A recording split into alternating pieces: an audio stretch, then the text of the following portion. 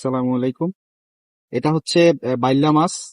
এই বাইল্লা মাছ হচ্ছে আমাদের অনেকের পুকুরেই হচ্ছে থাকে। তেলাপিয়ার সাথে থাকে, পাবদা গুলশার সাথে থাকে, শিং মাছের পুকুরেও অনেক সময় বাইল্লা মাছ থাকে। তো এই মাছটা থাকে হচ্ছে বটমে।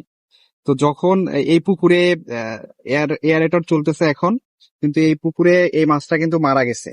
তো বাইল্লা মাছ মারা যাওয়ার একটা অন্যতম কারণ হচ্ছে, যেহেতু ও বটমে থাকে, যদি বটমে অর্গানিক লোড অনেক বেশি পরিমাণে বেড়ে যায়, তখন কিন্তু এই বাইল্লা মাছটা কিন্তু হচ্ছে সবার আগে হচ্ছে মারা যায়।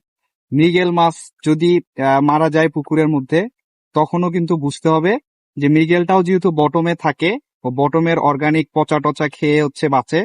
সো ওই কারণে যখন মৃগেলটাও হচ্ছে মারা যাবে, যদি অন্য কোনো মাছ মারা না গিয়ে শুধু মৃগেল মাছ মারা যায়, এই বাইল্লা মাছ মারা যায়, এর অর্থ হচ্ছে আপনার এখানে বটমে অনেক বেশি অর্গানিক লোড জমা হয়েছে, যার কারণে এই বটমে এই মাছগুলা থাকতে পারতেছে না, এবং দুইটা চারটা পাঁচটা করে অনেক সময় শুধু কি হবে, এই বাইল্লা মাছটা মারা যাবে।